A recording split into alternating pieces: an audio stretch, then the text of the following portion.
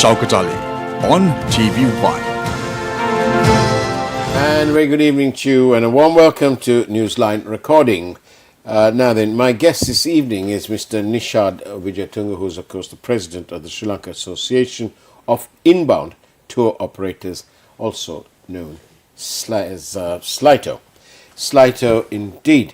The reason we've had Mr. Wijetunga invited to the program is because we constantly have complaints from members of the leisure industry, hoteliers, small ones and big ones and so on, that the bounce back isn't happening.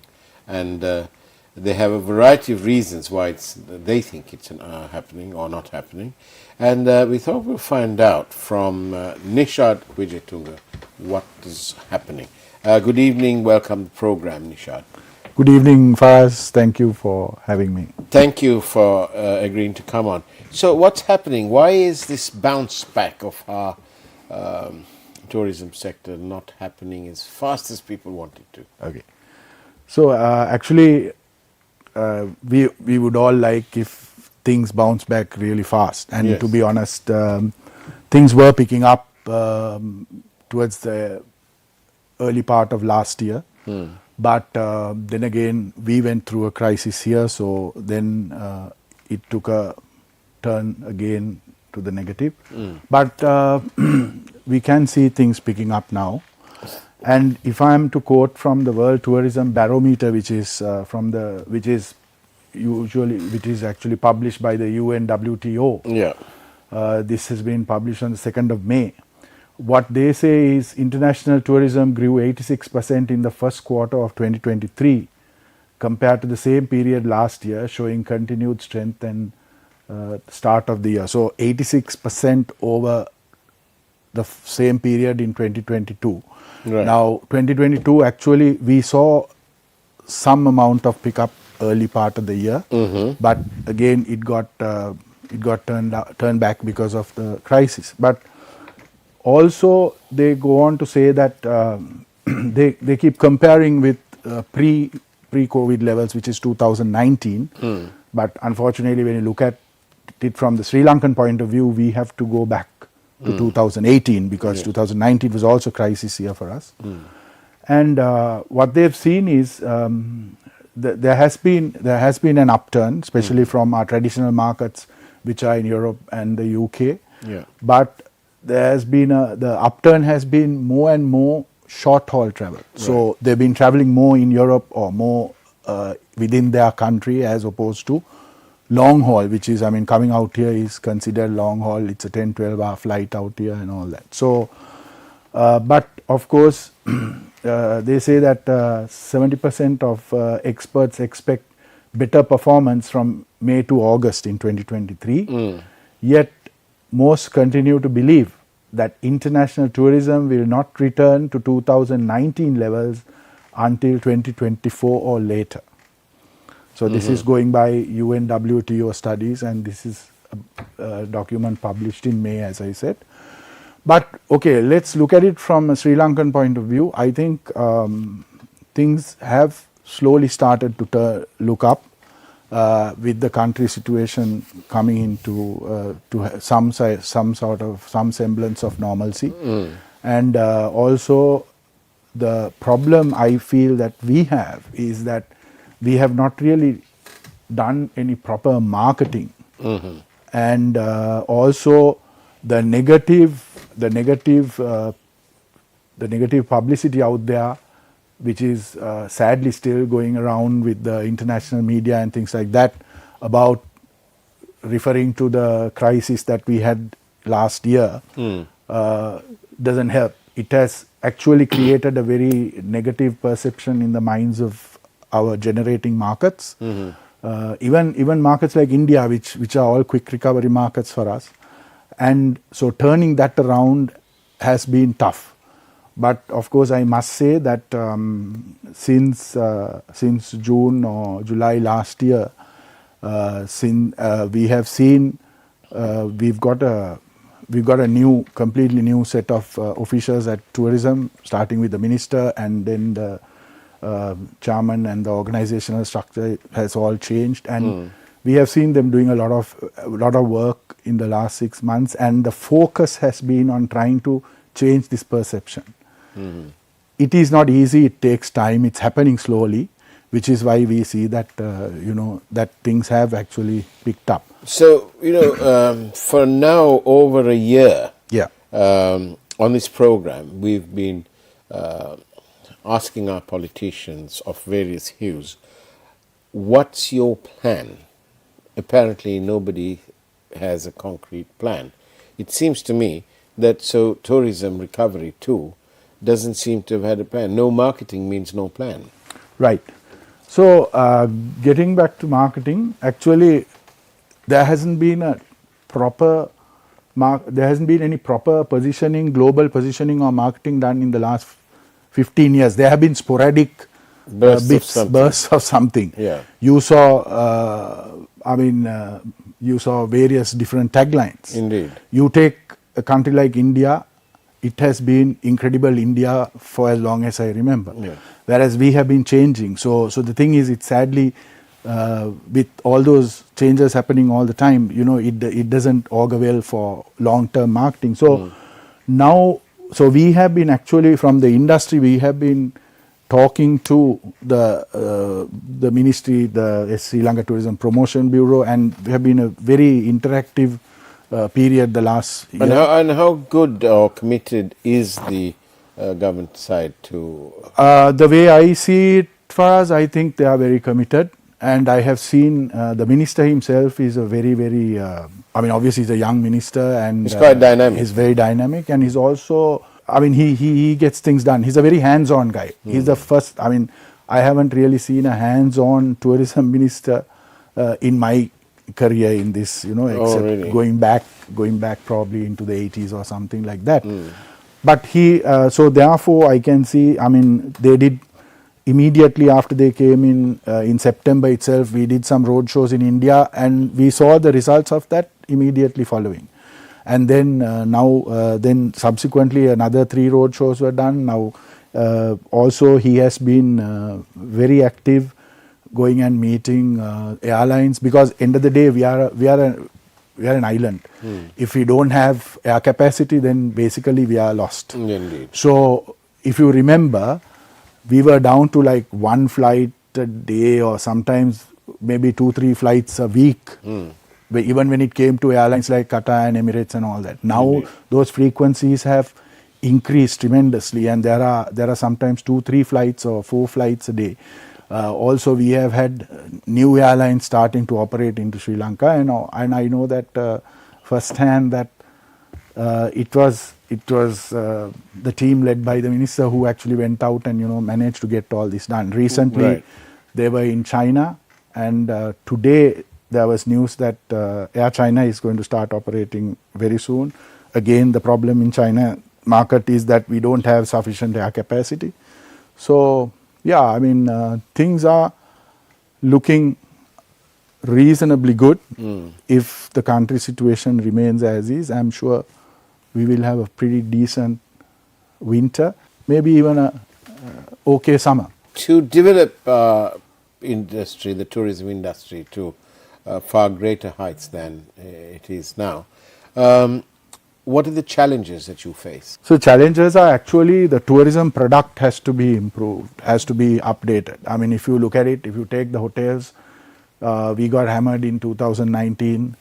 After that, when we were just raising our head in towards the end, which is like around December, January, then COVID came. So then that was another 2.5 years down. And then again, when we just started, we had the economic crisis. So actually, the tourism product itself, when I say tourism product, what I'm talking about is actually the hotels, the transportation, all that, has not seen an improve, it has just been maintained. It has not been, you need to refurbish these things every so many years. Right. You need to replace your fleets. They are looking tired. And even when it comes to refurbishing, there are things they need to import, so there are restrictions at the moment. But there's the bad word. You've just used it. What? Import. Yes. and the government isn't allowing anyone to import anything. Yes. So, the thing is, you don't, you need some things that need to be imported. Yeah. So, but so as long as there is some allowances given and also allowed for certain projects at least, then I'm sure the hoteliers will be able to up their product. Of course, I must say, if you take a majority of hoteliers have actually, I'm not an expert to talk on hotels because my business is completely different, but they have adapted and they are using a lot of local produce there, and which is good, which is doing good for the local farmers, for the local markets and things like that, and even for, I mean, even when it comes to local industry, you know, certain furniture, fabrics, whatever they are using local products. But there are some crucial, I mean, obviously there will be some this thing, and if you take from our point of view, Yes, the and what I was about DMC to point ask, of view, what does Salito members do? Okay. So, we are what you call inbound tour operators or destination management companies. What we are known in the world, in the industries as destination management companies, because we manage the destination for a tourist who's coming here. So, we at the moment we have a membership of about 240 companies who are all destination management companies, and contrary to the belief of many, about 90 to 95% of our membership are all SMEs. They are all small and medium enterprises, and they are, I mean, they are small guys who are bringing in the big numbers. So, I think I shared this with you earlier. Yes. This is a study that was done by E&Y back in 2020. Yeah. Of course, it's based on the 2018 numbers because that was the last good year in tourism. And according to this, about 62% of the contribution to hotel sector room foreign guest nights is from the destination management companies and Salito members. So, and also they analyzed the number, I mean, the number was given around 2.3 million tourist arrivals back then in 2018, of which actually the number they came up with was 1.172 million were the genuine like tourists, because even people, I'm not saying that 2.3 was wrong, but also you find that the VFR or visiting friends and relations, Sri Lankans with foreign pass, all of that is counted into this. Of course, they do contribute, they bring in foreign exchange, so in a way it's not a wrong thing to do. So this study showed that out of this 1.1 million, 1.172 were brought in by destination management companies, and of that 820,000 were accounted for by Salito members. So that's the kind of numbers that we handle.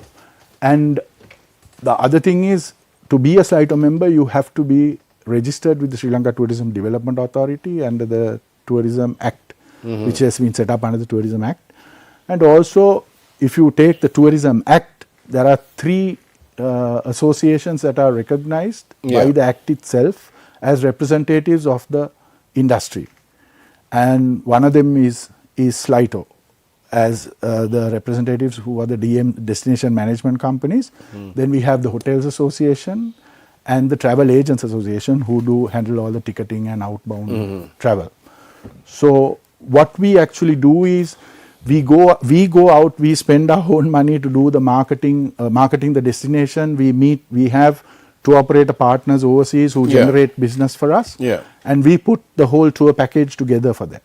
Like, so they have one point in Sri Lanka, which is one of the DMCs, and then we will book the hotels, we will contract with the guides and the transportation, we buy all the entry permits. So we contribute around, Salito members alone contribute something like 8.1 billion from Salito membership to the government coffers in terms of revenue through entry tickets and things like that, to all the Central Cultural Fund sites, to the wildlife parks and things like that. Tell me more about Salito and its performance, its input. Is it doing things that will make Mr. Nandalal Weerasinghe very happy indeed? Yes, I'm sure it does. So also, if you some of the activities actually as a destination management company, I told you, Yeah. we actually go out there and promote the destination. We do destination marketing. Okay. And the report here tells us that found that the destination management companies, without the government input, we spend about 1.53 billion rupees Right. on a year on promotional activities. Right. So the Sri Lanka Tourism Promotion Bureau is in charge of actually promoting the destination, but the destination management companies, as we are the ones who actually go out there and can, I mean, if you want to call it, canvas the business or whatever. And we where go do you and- get this 1.53 billion? 1.53 billion is spent because, I mean, when you have to a Is that your capital? Is that your money? yes. So Right. this is money that we earn, which we reinvest in our marketing programs. And you recover it by filling the rooms By up filling and- the room, by actually bringing in the tourists. So So you deal with the major tour operators. major tour operators overseas. Yeah. If you take our members, we all have good, fairly decent websites. Right. So now you can see clients actually contacting local DMCs direct, which is a good thing. So there is because you get clients coming direct, which we call FITs, and of course the group operations bring in the bulk. Right. So that is how it was found that 62% of guest room nights to the hotel sector is contributed by the DMC community, as opposed to 19% from online travel agents. Like, I mean, you know what online travel Yes, agents, of you course. just go book something. Then and then also our membership actually build long-term relationships with these foreign tour operators, and now we can see that a lot of people are happier booking through an agent in their country who are outbound tour operators. They will contract with one of us and then they'll join these tours. And also usually these tour programs are planned well in advance. So if somebody in the UK or Europe or even in any other market, if they go into any of our partner websites, our partners' websites in there, or even just give them a call, they can book a trip for themselves to Sri Lanka. I mean, there'll be dates and prices given for up to probably end of 2024 or even beyond. So that's the one way that we contract here as well. So when it comes to working with the local hotel community, they also have some sort of understanding or idea of what business is looking like by the bookings that the forward bookings that come through the DMC community. How difficult is it? What would you like to see an easing of which challenges? So so actually one of the issues we have now, I mean, obviously we were talking about the numbers are not great and it's still not really picked up. Yeah. So a good digital marketing campaign is something we have been But are talking they to. actually committed to doing this at the Tourism Development? So like I was saying, I'm not trying to hold this thing to anybody, but this is something we have seen in the last since the last 8 months or 10 months or whatever, and what we have seen, and consistently they have been doing promotions in the markets that look promising in the short term. So India is definitely one of those. I still remember back in whenever we had a crisis in this country, one thing that's very, very vividly clear to me is when we had the airport bombing and our planes were burning on the tarmac, and all these countries just basically they did put a blanket no go to Sri Lanka. But within a matter of 3 months, these things were lifted, but those markets did not recover. Whereas India came to our rescue, and they have always done that, and they've come to the rescue. And then, Well, they tend to like this tiny little Sri Lanka. yes, because it's also very, very fast, very quick. It's as for them, it's like traveling. I mean, sometimes from South India coming here is a 1 hour flight, whereas you try to go to Delhi or something, or within from Delhi to South India, it's about 2.5 hours. So for us, what we see is it's a very good market, and I think what we did was the right thing to go there with the road shows, and we have seen the results of that. Right. And also SLITO has managed to convince the Travel Agents Association of India, which is one of the biggest actually outbound tour operator community in India since 1952.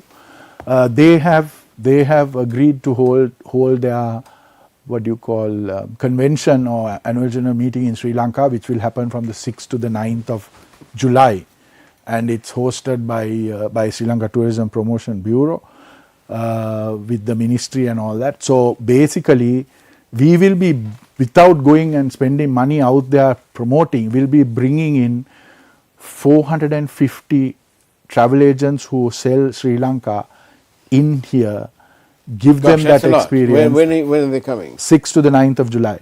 Wow, okay. They will come here, they will see firsthand that, we are not a country that that we are doing okay as far as tourism is concerned, things are picking up. Yeah. And it's safe, it's a very safe destination, and all of the sites that they usually visit can be visited. So I think it's going to be it'll be a really good marketing promotion for the country, for the destination. Excellent. In addition to that, the Sri Lanka Tourism Promotion Bureau, I actually spoke to them this morning, and they have, because I knew there was a plan, and there is a digital campaign coming up, as well as a targeted promotional campaign in selected primary markets like India, China, Russia, UK, Germany, France, Australia, Middle East, and Scandinavia also to some extent. This is going to start probably by about the middle to end of July. And if you take the Western markets, they are booking period for winter. Winter is usually November, December onwards till about April the following year. Their booking period for that winter season is between July and September. So I think with a promotion kicking off in July, hopefully it'll augur well for our winter season from those markets. And Indian market is doing well at the moment, and so I think overall. But this is going to be a big blip in the occupancy rates and so on, with 450 people plus others coming in. No, the 450 are coming in July just for 3 days for a conference. Okay. So they will be only based in Colombo. We are doing some excursions at the end of it to show them areas like Kandy and Galle and things like that. Just that is part of the whole convention. And so that's the exposure they'll get. And with them, we will have another 50 from the media. So that is going to give a really good exposure to Sri Lanka in India and as a destination. And I think that is really going to help to change this negative perception that everybody has about our country, unfortunately. So hopefully, going forward, I think we should have, that is why we are hopeful that come towards the winter or post July, August, that things should pick up from the markets like India, and also possibly China might also open up. I mean, their flights are going to start, so hopefully there will be some amount of influx from there as well. But in the medium term, what we are looking at is actually to have a decent winter season. And if we have one good winter season after 3 or 4 years now, that will really help to push up the hotels. Do you know how much dollars we're bringing in at the moment with our fledgling business that we have?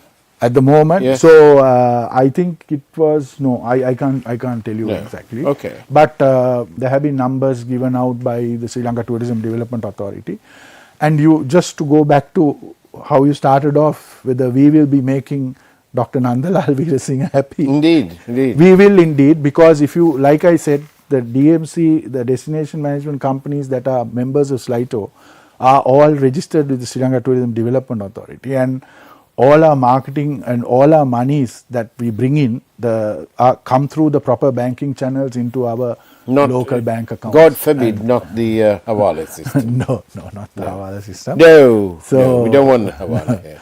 So basically, so yes, I'm sure that will make me happy, and I'm sure, I think there was, and I don't like to give numbers that I'm not 100% sure of, but I heard a figure like 800 million or something, something I heard today or yesterday about from the beginning of this year or end of December. So everyone's doing their bit. I think so, yeah, I think so, and we are all doing our bit, and definitely Sri Lanka Tourism And this Promotion marketing Bureau, is focused, do you think? It is because actually they really consult the stakeholders, and we as the primary stakeholders who actually bring the tourists into this country have been involved in this process. And we have discussed, we have advised, because end of the day, majority of our membership, we have quite a few people who have been in the industry 20-30 years, so we know how it is. We've been through bad times, we've been through good times, so I'm glad to say that we're bouncing back. We are bouncing back. Excellent. And that's the way it was on Newsline recording this evening, and we'll be back to our usual slot. We gave up our time to show some cricket, and which is also very important, isn't it? After all, sporting make it a man and all that. And so thank you very much to Nishad Wijetunga, President of SLITO. Thank you. Thank you, Faraz. Thank you for having me. And that's the way it was. So take care, have a great evening as much as you can, and God bless you all.